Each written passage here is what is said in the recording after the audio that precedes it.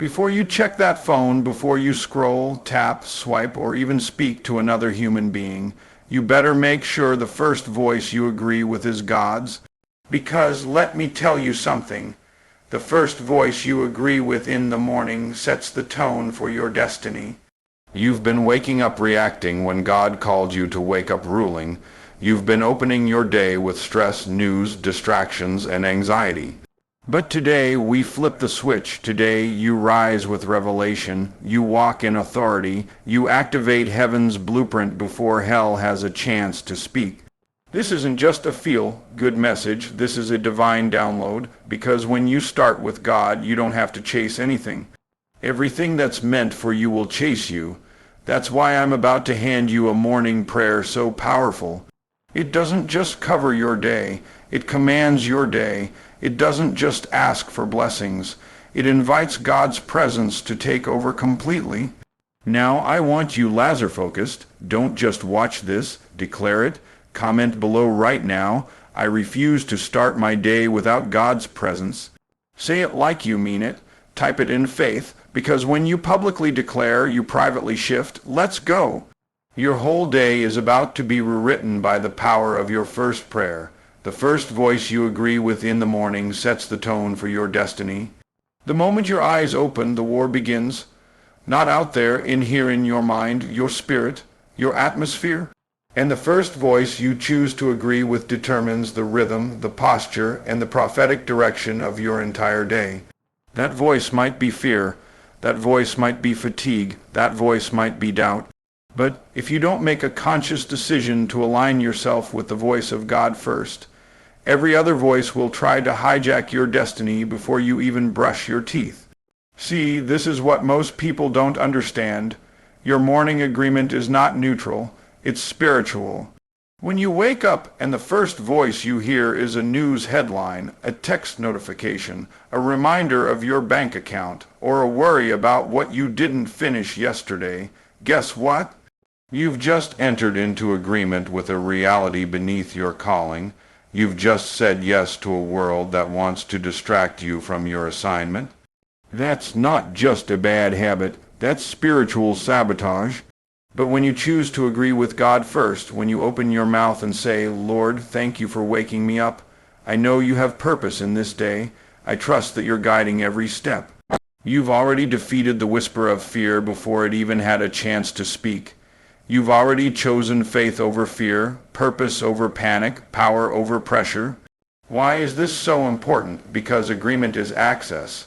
The voice you agree with gives you access to its fruit. If you agree with anxiety, your mind will become a breeding ground for confusion. If you agree with negativity, your spirit will attract delay, discouragement, and defeat. But if you agree with the Word of God, you grant heaven legal access to orchestrate favor, wisdom, clarity, strength, and supernatural acceleration. When God created the world, He spoke and things shifted.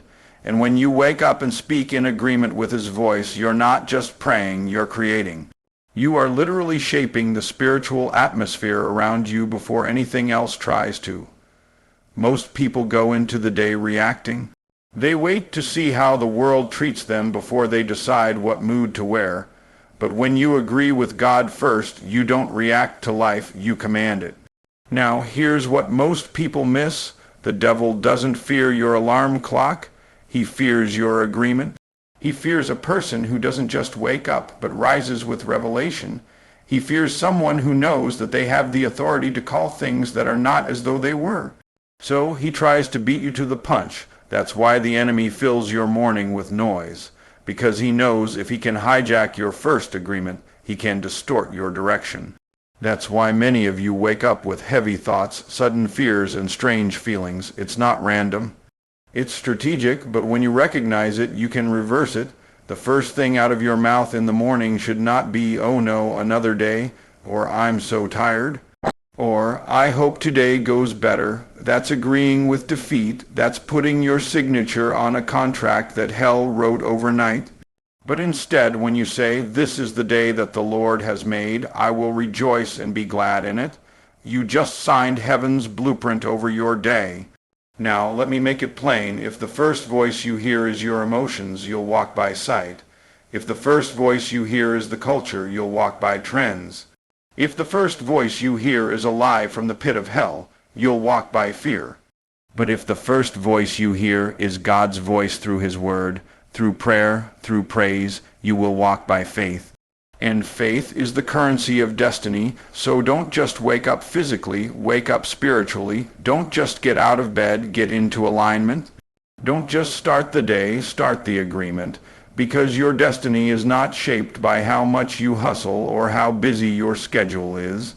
Your destiny is shaped by the voice you agree with first, and when that voice is God's, everything else starts falling into order. When you start with God, you don't chase blessings. Blessings chase you. There's a system in the spirit that most people miss. See, the kingdom of God doesn't operate like the world. The world teaches you that in order to succeed, you've got to run harder, grind longer, chase opportunities, and worry constantly. But in the kingdom, the system is reversed. When you prioritize God first, not second, not when it's convenient, not after everything else is handled, you don't have to run after favor. Favor runs after you. The reason so many people feel exhausted and unfulfilled is because they've been chasing what they were meant to attract. They've been running after blessings that were supposed to be assigned to them. You were never meant to beg for what heaven already reserved under your name. But if God is not first, then nothing in your life can come into divine order. And when things are out of order, blessings become burdens, opportunities turn into obligations, and peace is replaced with pressure. But when you start your day and your life with God at the center, something supernatural happens. His presence begins to magnetize what's meant for you. Doors begin to open, not because you forced them, but because He framed them. Connections begin to form, not because Yao worked your way there, but because He assigned people to find you. Provision starts to flow not because you manipulated it, but because you positioned yourself under the spout where the glory pours out. Psalm 23 says, "Surely goodness and mercy shall follow me all the days of my life." That's not poetic. That's prophetic. God said, if you follow Him, blessings will follow you. Not just money, but strategy, not just favor, but divine partnerships. Not just open doors, but the wisdom to walk through them. But the promise is conditional. You've got to put Him first. Starting with God is not a religious duty, it's a wealth principle, it's a favor activator, it's a spiritual protocol that triggers kingdom outcomes. The world tells you to get up and check the markets. The world tells you to get up and check your email. But heaven tells you seek first the kingdom, and all these things will be added. That's not motivational fluff, that's divine economics. You weren't created to strive, you were created to flow. But flow only comes when the river starts at the right source, and that source is God Himself. You weren't designed to carry everything on your back. You were designed to carry His presence and let His presence carry you. That's why the most powerful thing you can do in the morning is surrender not to weakness but to wisdom. Because when you give God the first of your time becomes multiplied. When you give God the first of your voice becomes anointed. When you give God the first of your thoughts, your mind becomes renewed. People around you will wonder why everything you touch prospers. They'll see doors opening, contract signing, favor flowing, and they'll think it's your strategy. But they won't know that before your hands moved, your knees bowed, before your phone rang, your mouth prayed, before your schedule got full, your spirit got filled, you stopped chasing things that were already in pursuit of you, and you started dwelling in the secret place of the Most High. You don't need to stress over visibility when heaven already sees you. You don't need to market yourself into exhaustion when the Spirit of God is already speaking your name in rooms you haven't entered yet. You don't need to beg for what you were born to carry, but you do need to seek Him first, because when you start with God, blessings don't have to be chased. They start chasing you. Prayer isn't a ritual. It's a spiritual strategy for divine success. We've been taught to pray like it's a box to check, like it's a religious obligation or a quiet moment of personal reflection. But prayer is not passive, and it's not just a soft whisper in the corner of your room. Prayer is a weapon. Prayer is power. Prayer is strategy from heaven downloaded into the spirit of man. It's not something weak people do to feel better about themselves. It's something powerful people use to win battles before they ever show up in the natural. Prayer is how you step into the boardroom of heaven and receive executive instructions for your life on earth.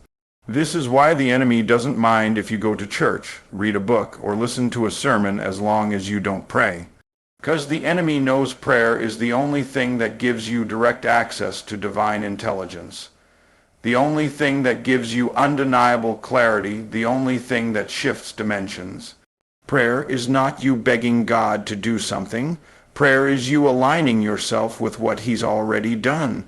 It's not trying to persuade God, it's partnering with God, and when you treat prayer like a spiritual strategy instead of a religious routine, your whole life changes. You stop reacting and start responding. You stop guessing and start hearing. You stop stumbling and start walking in step with divine timing. Because prayer is where instructions are released. Prayer is where your assignment is clarified. Prayer is where ideas are born and distractions are broken.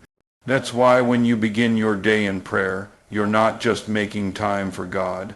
You're activating the strategy for supernatural success.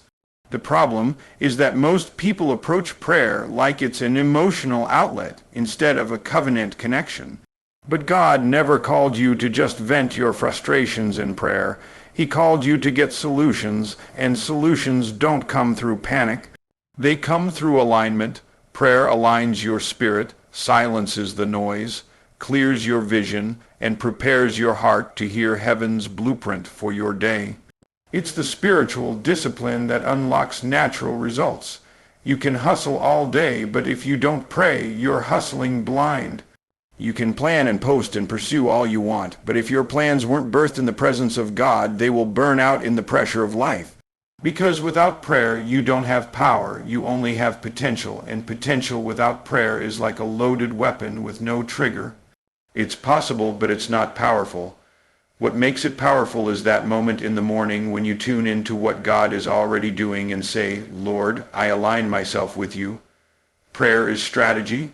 It's where you get your assignments, your answers, your timing, your boldness. It's where your soul gets recalibrated and your mind gets detoxed. It's where heaven speaks and hell trembles. That's why the most dangerous person is not the one who knows the most, but the one who prays first. Because when you pray first, God speaks first. And when God speaks first, everything else falls in line. Command your morning, or the enemy will corrupt it. Every day you wake up, you step onto a battlefield. It might look like a normal schedule, a list of tasks, some emails and meetings, but in the spirit realm, it's warfare. And the side that wins is the one that commands the atmosphere first. If you don't open your mouth and speak over your morning with authority, the enemy will gladly fill the silence. He'll fill it with doubt, he'll fill it with confusion, he'll fill it with distraction and chaos, and you'll wonder why your whole day feels off when in reality you gave him the microphone. Because you never spoke first. Commanding your morning is not hype. It's honoring heaven's authority. It's looking at your day and saying, I am the head and not the tail. I walk in power. I cancel every assignment of the enemy before it manifests. I declare peace over my mind, favor over my steps, and wisdom in every decision I make today. That's not motivational talk, that's spiritual governance. You're taking authority over time, over territory, over your temple, and over your tasks. There's a difference between living in the day and living above the day. People who live in the day are subject to its pressures, its problems, and its people. But those who command their morning rise above it because you don't wait to see how the day unfolds. You speak how it's going to unfold. That's prophetic alignment. That's kingdom protocol. That's what Jesus meant when he said, speak to the mountain. He didn't say, wait until the mountain crushes you and then ask for help. He said, command it to move. When you command your morning, you shift the spiritual forecast before the enemy has a chance to set the climate. You declare things that haven't happened yet as if they already have. You stop hell from hijacking your peace. You place a spiritual shield over your purpose. You activate angelic assistance. You take dominion over your environment. And that dominion doesn't come by accident. It comes by discipline. It comes by a daily decision to speak before the storm speaks to you. The enemy doesn't fear a busy person. He fears a bold person. He fears someone who doesn't wait for circumstances to tell them how to feel, but someone who tells their circumstances who their God is. He fears a believer who wakes up and says, "I'm not moved by what I see. I'm moved by what God said." That person is untouchable. That person is unshakable. That person is a spiritual commander, not a passive bystander. And when that kind of person opens their mouth in the morning, the entire day bows in submission to the Word of God released through their voice. One moment in God's presence can solve what hours of effort can't. There is a supernatural acceleration that happens in the presence of God that no amount of hustle, intellect, or planning can reproduce. 1 second in the throne room can release clarity you've been begging for over weeks of confusion. One divine whisper can unravel knots in your mind that therapy, strategy, and long conversations couldn't touch. Because God doesn't operate on man's timeline. He operates on eternal positioning. What seems impossible for man is a non-issue in his presence.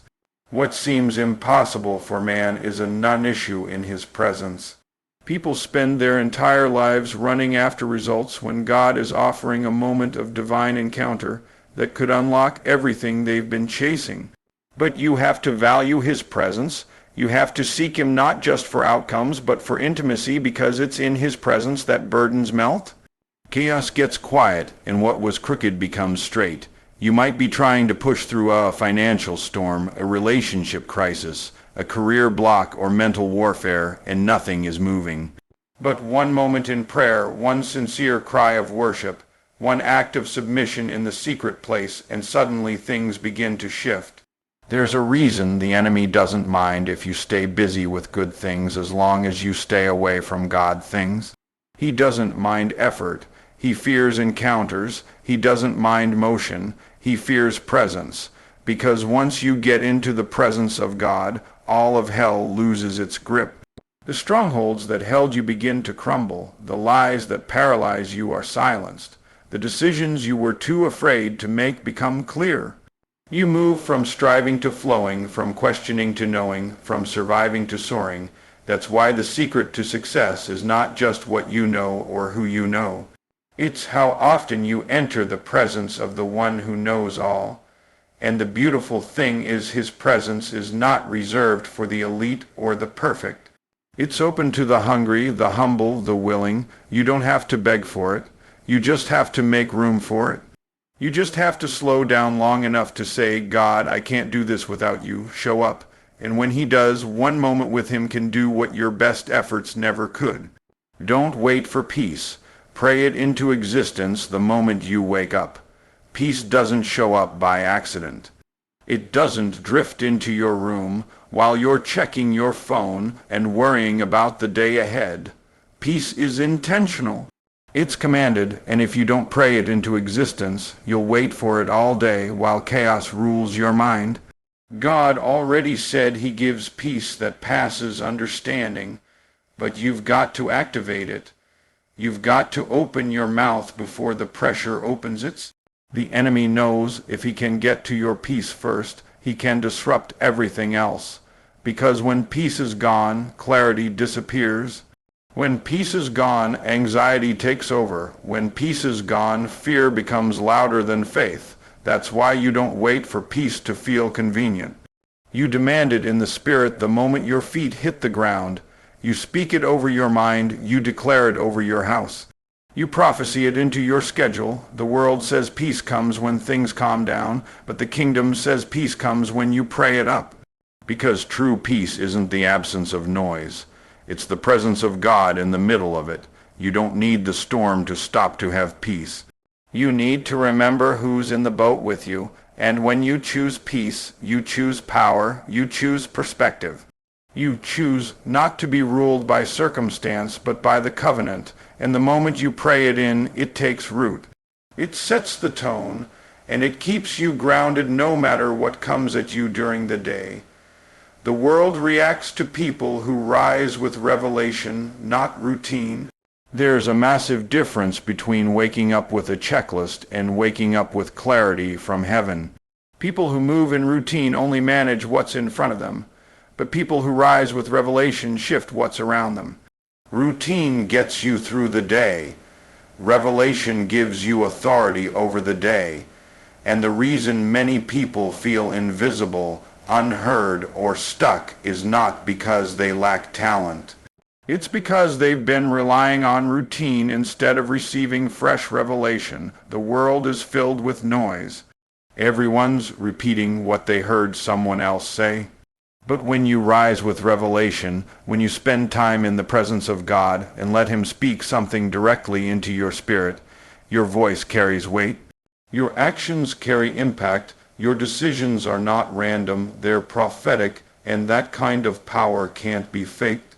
It can't be outsourced. It only comes from encountering God before encountering the world.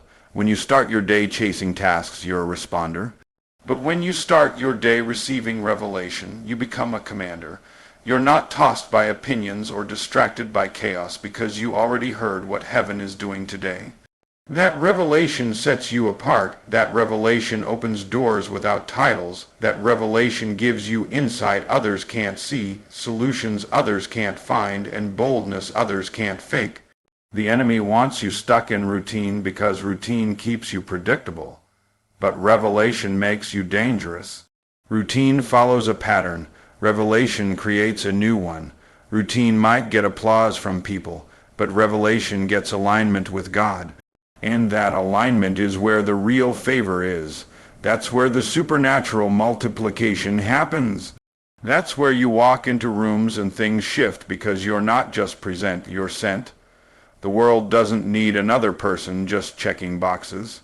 It needs voices that carry divine strategy, moves that carry spiritual weight, and decisions that are rooted in something higher than logic.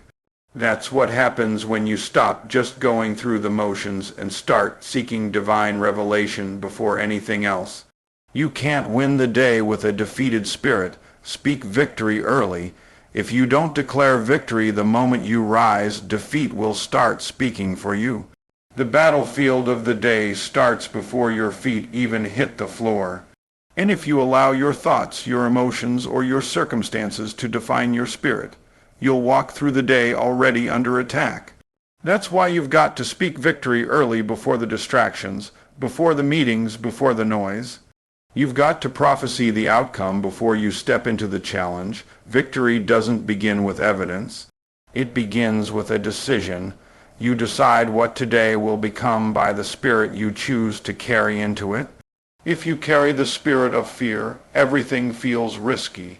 If you carry the spirit of discouragement, everything feels heavy. But when you speak victory, when you say, "I am more than a conqueror through Christ, this day is blessed, no weapon formed against me shall prosper," your spirit begins to rise before your problems even appear. This isn't about hype or pretending everything is fine. It's about knowing that you serve a victorious God, and because He reigns, you don't have to walk around like a slave to defeat. You're not begging for survival, you're walking in authority, and that authority starts with the words you speak. Hell responds to bold declarations, heaven backs up faithful confessions, and when you speak victory early, you don't just hope for a good day, you command one. Morning prayer doesn't just change your day, it rewrites your outcomes. When you pray in the morning, you're not just preparing for what's coming, you're reshaping what's possible. Morning prayer is where divine reversals begin. It's where what was set up against you gets interrupted by the voice of heaven. It's where delays turn into sudden acceleration, where confusion gets replaced by direction, and where the things meant to take you down end up working in your favor. Morning prayer is not just a moment of peace, it's a meeting with the Most High to shift outcomes in your favor. You may have woken up thinking today would be just another ordinary day, but one intentional, faithful prayer can flip the Script Heaven listens to early risers, not because God loves them more, but because they prioritize the power of divine timing. When you seek Him before anything else, you give Him full permission to go before you, make crooked paths straight, and reroute every trap the enemy set up in the dark morning. Prayer activates divine intervention, and divine intervention creates outcomes no spreadsheet could ever predict. You don't have to accept what yesterday tried to hand you. You don't have to live by what the world says is realistic. Morning prayer gives you access to supernatural possibilities. It puts you in position to receive miracles where others receive stress, to walk in favor where others walk in fear, and to make decisions led by the Spirit, not pushed by pressure.